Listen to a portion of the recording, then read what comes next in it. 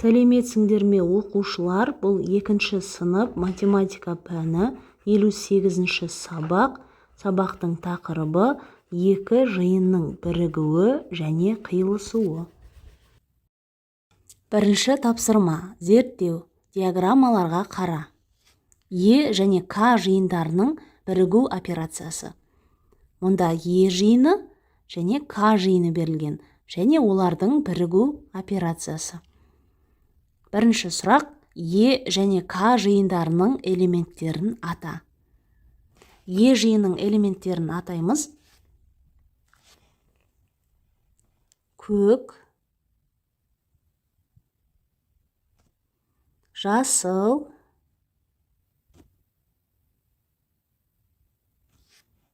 қызыл,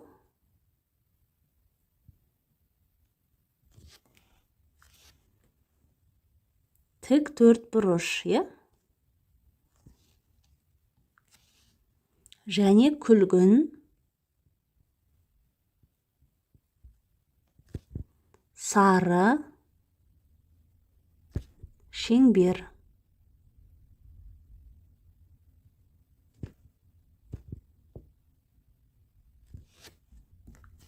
Енді К жиынының элементтерін жазамыз. Күлгін,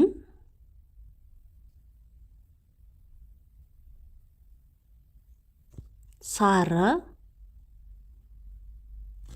шеңбер. Және көк түсті шаршы, көк шаршы.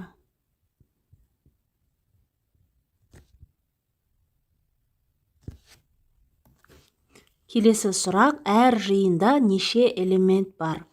Бірінші Е жиынына қараймыз. Е жиынында 5 элемент бар.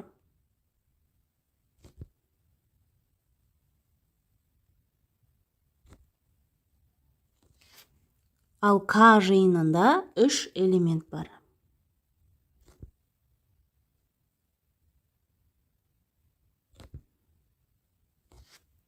Үшінші сұрақ: Е және К жиындарына ортақ элементтер бар ма? Егер бар болса, олар қандай элементтер? Онда Е және К жиынына ортақ элементтер бар. Олар бізде күлгін және сары түсті шеңбер. Жазамыз. Е және К жиынына ортақ элементтер күлгін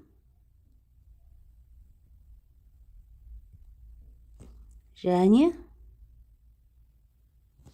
сары шеңбер.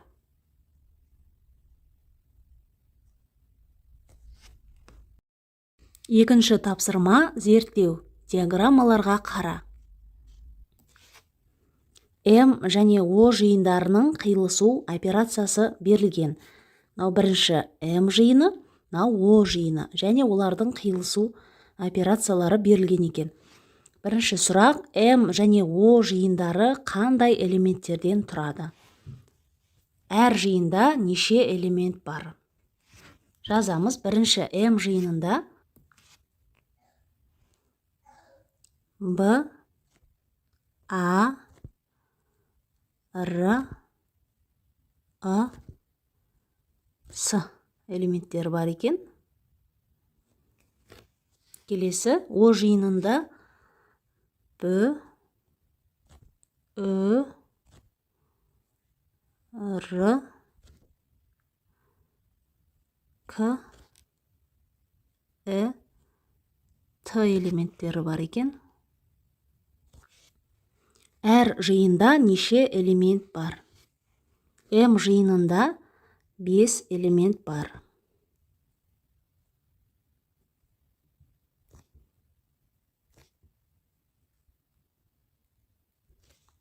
Ал О жиынында 6 элемент бар.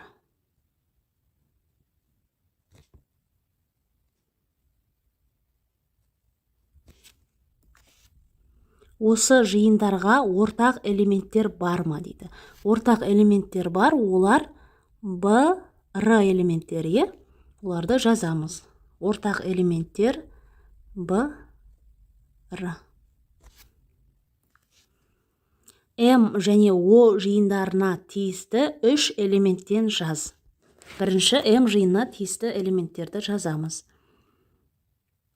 Б тиісті М жиынына. Р тиісті М жиынына. Және С тиісті М жиынына деп жазсақ болады. Келесі О жиынына тиісті элементтерді жазамыз. Ү тиісті О жиынына. К тиісті О жиынына. Және Т тиісті О жиынына деп жазсақ болады. Үшінші тапсырма: диаграммаларға қара, сұрақтарға жауап бер. Бізге Баянауылға және Қарқаралыға барған балалардың есімдері берілген екен. Диаграммаға қарасақ, Баянауылға Алуа, Қайрат, Зере, Сәбит, Жарас, Балнұр барған. Ал Қарқаралыға Сәбит, Жарас, Балнұр, Дархан, Айнаш барған. Енді сұрақ: Баянауылға кімдер барды?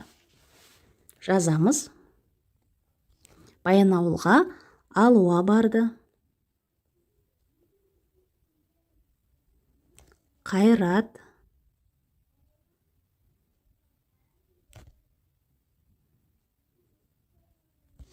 Зере, Сәбит, Жарас, Балнұр.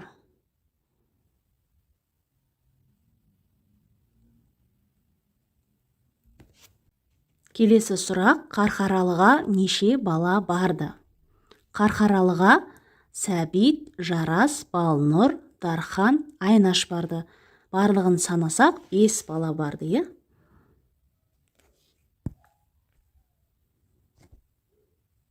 5 бала барды.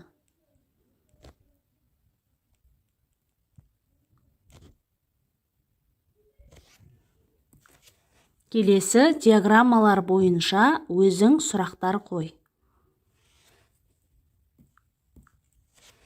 Баянауылға да, Қарқаралыға да кімдер барды деп сұрақ қойсақ болады. Жауабы: Сәбит, Жарас, Балнұр.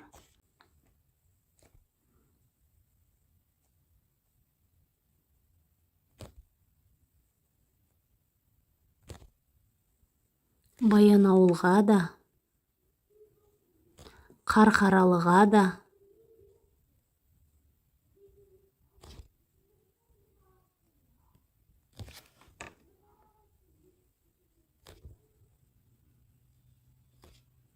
кімдер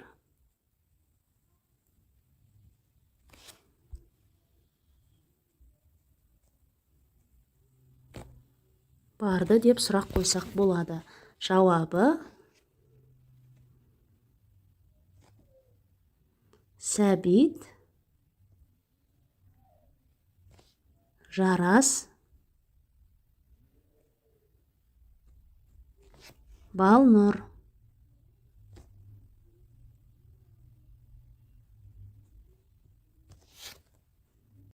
Төртінші А тапсырмасы: диаграммаларға қара. Осы жиындардың бірігуіне және қиылысуына тиісті сандарды ата.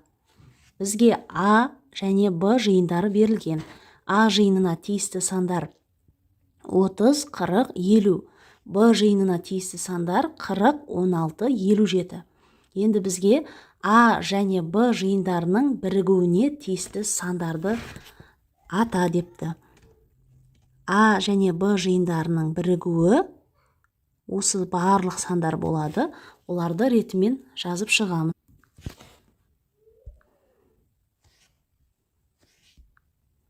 Олар 30, 40, 50, 16 және 57 сандары. А және Б жиындарының қиылысуына тиісті сан ол 40 саны, өйткені ол А жиынында да Б жиынында да кездеседі. Сондықтан жауабы 40 саны. Диаграммалар бойынша өздерің басқа сұрақтар қойсаңдар болады. Тапсырмасы берілген жиындар элементтерінің атауларын салыстыр. Осы жиындардың бірігу және қиылысу диаграммаларын құр. Таулар жиыны Қаратау, Зеренді, Мұғалжар. Көлдер жиыны Зайсан, Зеренді, Балқаш. Осылай диаграмма сызып алдық. Біріншісі таулар.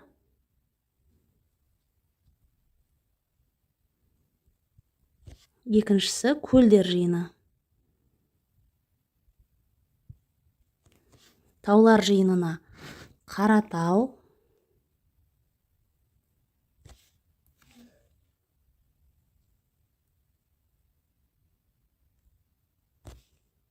Мұғалжар,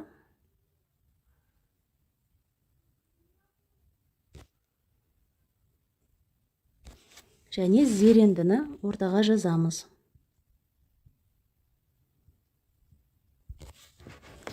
Ал көлдер жиынына Зайсан, Зерендіні жаздық, Балқаш.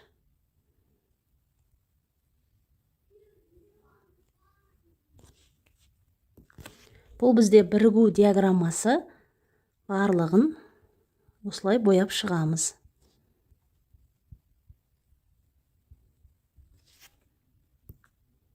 Ал екіншісінде таулар және көлдер. Жаңағындай жазып шығамыз. Қаратау, Мұғалжар,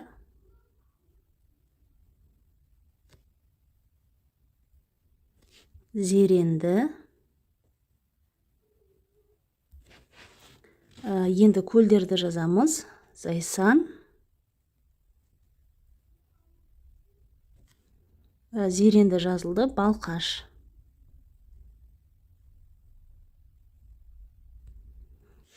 Бұл қиылысу диаграммасы деп алайық. Екеуінің қиылысқан жері осы жер болады. Яғни Зеренді тауы, Зеренді көлі.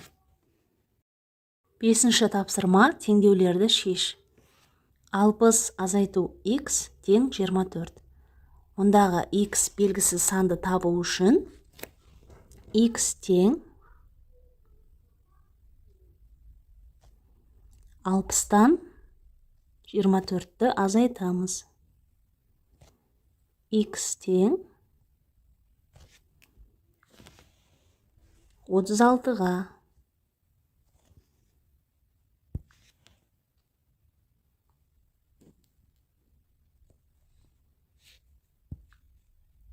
Енді 36-ны x-тің орнына қойып теңдеуді тексереміз. 60 азайту 36 тең 60-тан 36-ны азайтсақ 24 болады. 24 тең 24. Келесі x қосу 15 тең 82.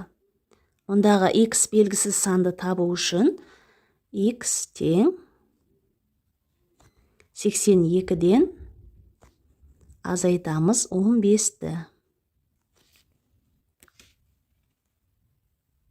X тең 82-ден 15-ті азайтсақ 67 болады.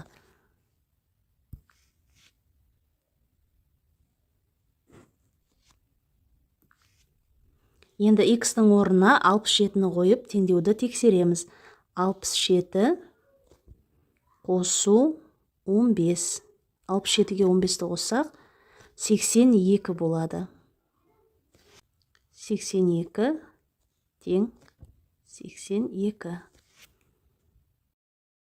6-шы тапсырма өрнектер құр және олардың мәнін тап. Жазамыз. 90 азайту 48, қосу 23. 90-нан 48-ді азайтамыз 42, қосу 23. 42-ге 23-ті қоссақ 65 болады. Келесі 63, азайту 48, қосу енді 34-ті жазамыз.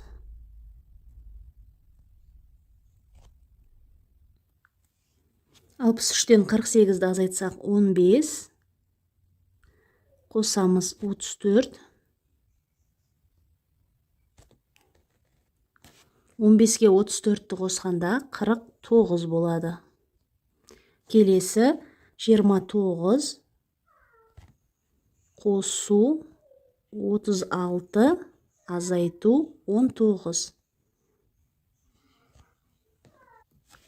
29-ға 36-ны қоссақ 65 болады. 65, азайту 19. 65-тен 19-ды азайтсақ 46 болады. Келесі 54, қосу 36, азайту 47 болады.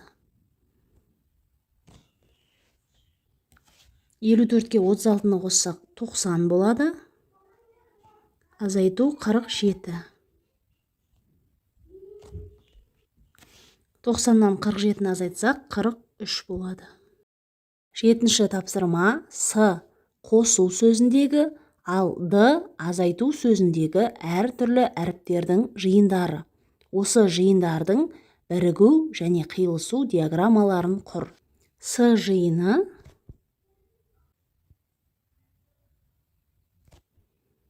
Q, O, S, U деген әріптерден тұрады екен. Ал Д жиыны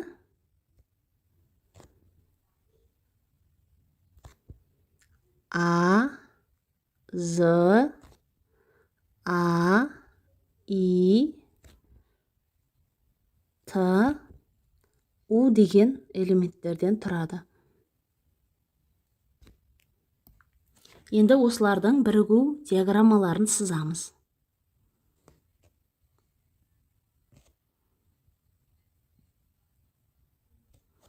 Мынау С жиыны, мынау Д жиыны деп алайық.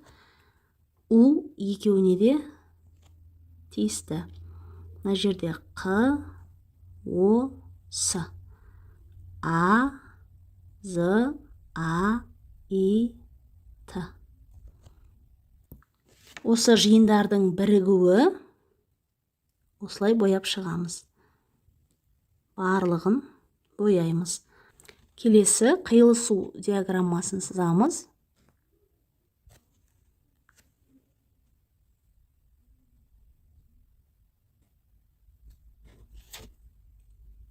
У әрпі екеуінде де бар.